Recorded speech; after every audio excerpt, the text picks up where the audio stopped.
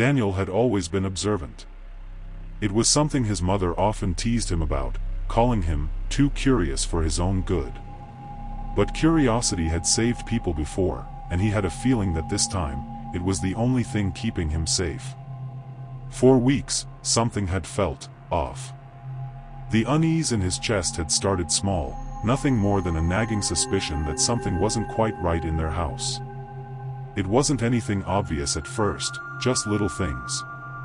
He would enter a room and feel as though someone had just left, even though he knew no one had been there. There were soft creaks on the stairs late at night, as if someone was walking up and down, but every time he checked, the hallway would be empty. He told himself it was just the old house settling, but the explanations never truly comforted him. And then, there was Amelia. Amelia had been their housemaid for months now. She was quiet, polite, and eerily efficient at her job. Daniel had never seen anyone clean like she did. She moved from room to room with a kind of mechanical precision, dusting, sweeping, scrubbing, never once seeming to slow down or grow tired. His mother loved her. She would always praise her, saying how lucky they were to have found such a hard-working maid. But Daniel wasn't so sure. There was something strange about Amelia, something he couldn't quite explain. Then, he began noticing the details. Amelia never ate. Not once had Daniel seen her sit down for a meal. She never drank water, never took a single break. Most maids would pause now and then, maybe rest on the couch for a few minutes or sip tea before continuing their work. But Amelia? She never did. She just kept cleaning. Tirelessly. Endlessly. The first real incident happened late one night. Daniel had woken up feeling thirsty and decided to get some water from the kitchen.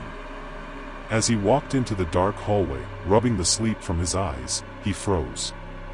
There, at the end of the hall, stood Amelia. She wasn't doing anything. She wasn't cleaning or arranging anything. She was just standing. Her back was to him, and she was facing the wall, completely motionless. The dim glow from the nightlight cast a long shadow behind her, stretching unnaturally across the floor. Something about the way she stood, so eerily still, sent chills crawling up Daniel's spine. It was unnatural, wrong. He swallowed, trying to convince himself that she was just lost in thought. Maybe she had woken up to get something and had dozed off while standing there. Quietly, he whispered her name. What happened next made his blood run cold. Amelia turned.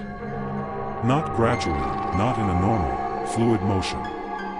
Her head snapped toward him so fast that Daniel thought she might break her neck. But that wasn't the worst part. She was floating. Her feet weren't touching the ground. Daniel barely slept that night. He lay in bed, heart pounding, trying to convince himself that he had imagined it. That he had been half asleep and dreaming. But deep down, he knew what he had seen. And it only got worse. For weeks, he had been hearing whispers at night. Low, barely audible murmurs, like someone speaking just out of earshot. Whenever he asked his mother about it, she dismissed it as nothing but the wind. But Daniel wasn't convinced. The whispers always seemed to come from the same place, from Amelia's room. One night, he decided to investigate. He crept toward her room, heart hammering in his chest. The whispers were louder now, unmistakable. He pressed his ear against the door, listening. She was talking. But she was alone. Slowly, carefully, Daniel pushed the door open just a crack, peering inside. What he saw made his stomach churn. Amelia sat on her bed, whispering to the wall. She wasn't on the phone. There was no one else in the room. And yet, she was speaking, her voice soft, urgent, like she was having a conversation with someone who wasn't there. Then, as if sensing his presence, she snapped her head toward him. Her eyes. They were pitch black. Daniel let out a strangled gasp and slammed the door shut, stumbling backward before sprinting to his room. He locked the door and threw himself under the covers, trembling. he didn't sleep for the rest of the night. The next morning, he decided to do some research. He typed Amelia's full name into the search bar, hoping to find some explanation, something that could tell him what she was. And then, he found it. An old newspaper article, dated 10 years ago. Local maid found dead in employer's home, tragic fall down the stairs. Daniel's blood turned to ice as he read. The article detailed the death of a housemaid named Amelia Reyes. She had died in a house just like theirs, had broken her neck in a fatal accident. His hands shook as he scrolled down. Then, he saw the picture. It was her. The same face. The same woman. Amelia had died 10 years ago. Panic surged through him. He sent the article to his mother, his fingers shaking as he typed. "Mom. Amelia is a ghost." The moment his mother saw the message, she responded immediately. She told him to lock the door. To keep Amelia out. That she was coming home right away. Daniel wasted no time. He ran to the front door, heart hammering as he turned the lock. Twice, just to be sure. He exhaled, a wave of relief washing over him. And then, a chill crawled up his spine. He turned around. Amelia was there. Standing right behind him. Smiling. His breath caught in his throat. His mind screamed at him to move, to run, but his body refused to obey. She shouldn't be inside. He had locked the door. She tilted her head. A sickening crack echoed through the silent house. "You've known my secret," she whispered. "And now, I can't let you live." The lights flickered. The air turned deathly cold. Daniel tried to scream, but no sound came out. Amelia's black eyes gleamed in the darkness. The lights went out. And then, silence. Hours later, his mother arrived home, tires screeching against the pavement as she pulled into the driveway. She ran to the front door, heart pounding, calling Daniel's name. But when she stepped inside, the house was empty. Silent. Daniel was gone. And so was Amelia.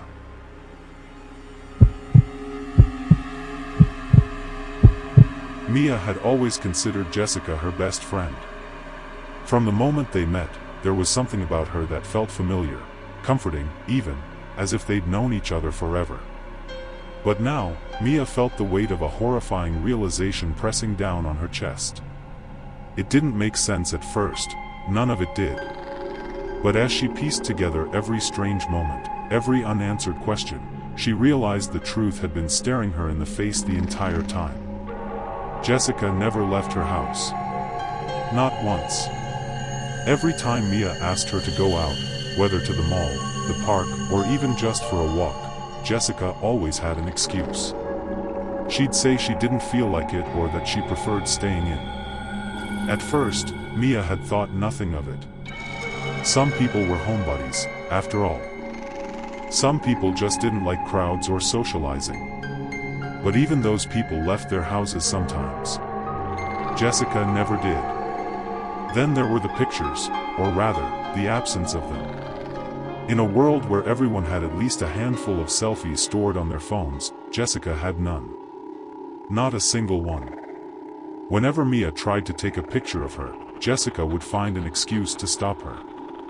She'd claim she didn't like how she looked that day or that she hated cameras. But no one hated cameras that much. And FaceTime. Mia had tried calling Jessica so many times, wanting to see her face, wanting to talk to her the way best friends did. But every single time, Jessica ignored the call. When Mia confronted her about it, Jessica told her that her camera was broken. That, too, had seemed reasonable at the time. Until Mia realized that Jessica had been using the same excuse for months. And then there was something even stranger, something that should have sent alarm bells ringing in Mia's head long ago. Jessica never, not once, mentioned anyone else in her life. No classmates. No family. No other friends. Mia had never met a single person who knew Jessica. Whenever she asked, Jessica would brush it off. She'd say she wasn't close to anyone else, that she didn't keep in touch with old friends. And somehow, Mia had accepted it. But now, every little detail, every strange moment, came together like pieces of a puzzle Mia never even knew she was solving. One day, she woke up, went to her best friend Jessica's house, and began questioning her, asking her all the disturbing questions she had. Jessica kept giving the same excuses, but Mia wasn't buying them and kept pestering her to answer honestly.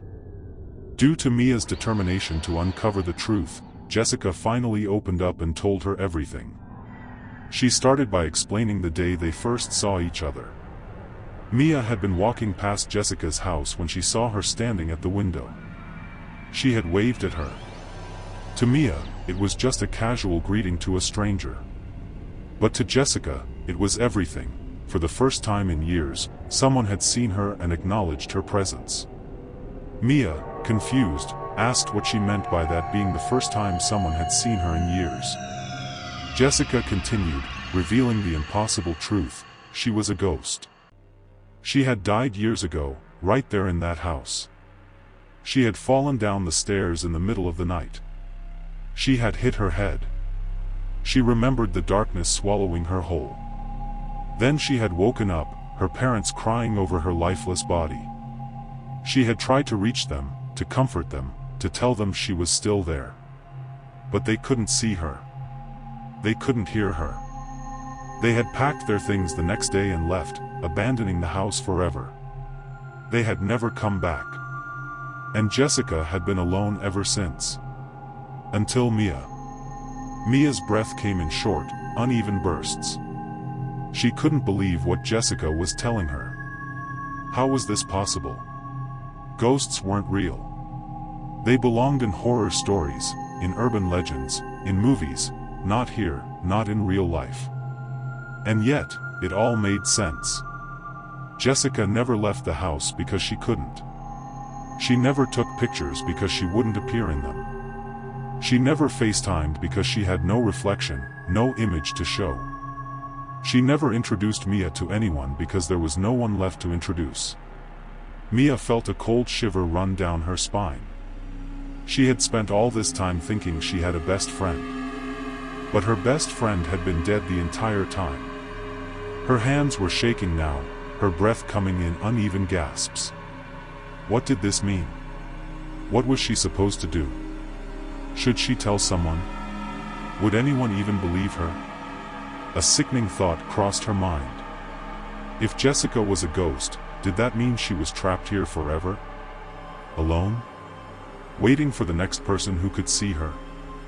Mia swallowed hard, feeling tears sting her eyes.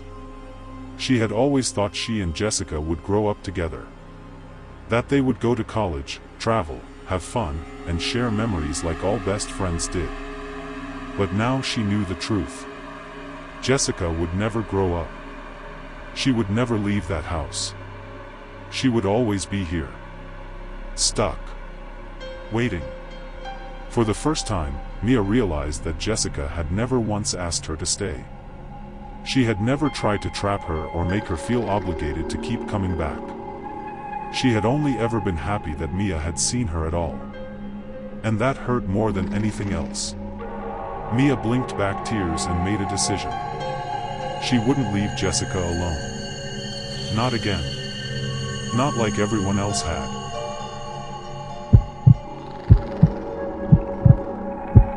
Rebecca had been living in her house for years, but it was only in the past 2 weeks that things had begun to change. At first, they were small, so small that she almost didn't notice. A bag she was sure she had left on the couch mysteriously ended up in her bedroom. She chalked it up to forgetfulness. Maybe she had absent-mindedly carried it with her and just didn't remember. But then it happened again. And again. Her phone, which she had left charging on her nightstand, somehow ended up in the kitchen.